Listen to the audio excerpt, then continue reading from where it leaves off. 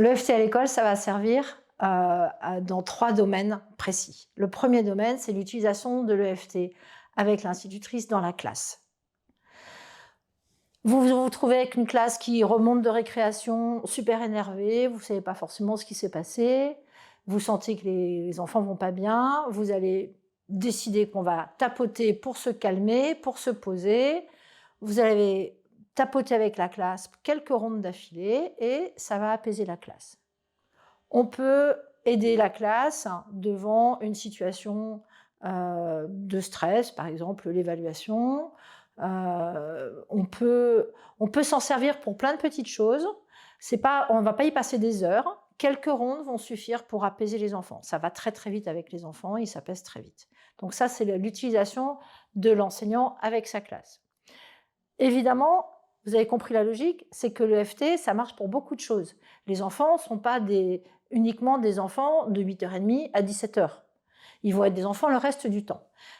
Vous pouvez, par exemple, apprendre à vos enfants qu'une fois qu'ils ont bien intégré la ronde, ça prend 20 minutes, leur dire, le soir, quand vous rentrez à la maison, avant de vous mettre au travail, je vous propose de vous poser, de faire une petite ronde pour vous calmer, pour bien vous détendre, et ça va vous aider à mieux faire votre travail. Vous êtes en train d'apprendre votre récitation et ça passe pas, il y a une phrase qui coince, vous n'y arrivez pas.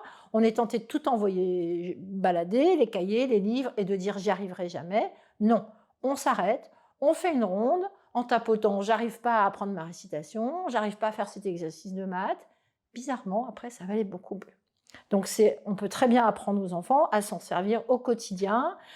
C'est difficile de se mettre à faire son travail juste après s'être disputé avec son frère.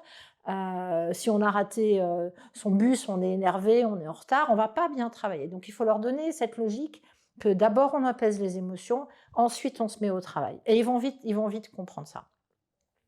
D'accord ? Si les enfants qui arrivent à l'école de travers le matin, parce qu'on s'est dépêché, on a raté le réveil, vous savez qu'ils n'ont pas pris de petit déjeuner, ils ont oublié la moitié de leurs affaires dans leur cartable, ils commencent du mauvais pied, ça peut être intéressant de commencer à tapoter tout de suite tous ces trucs qui ne vont pas, de manière à ce que l'enfant se mette dans une position plus calme et qui va faciliter l'apprentissage.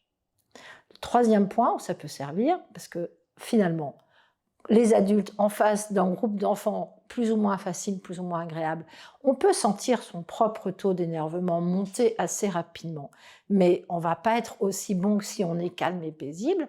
Alors la solution consiste à profiter de la pause, s'échapper discrètement aux toilettes, profiter de l'occasion pour faire quelques rondes sur... Alors là, vous avez le droit de tout dire dans la phrase magique.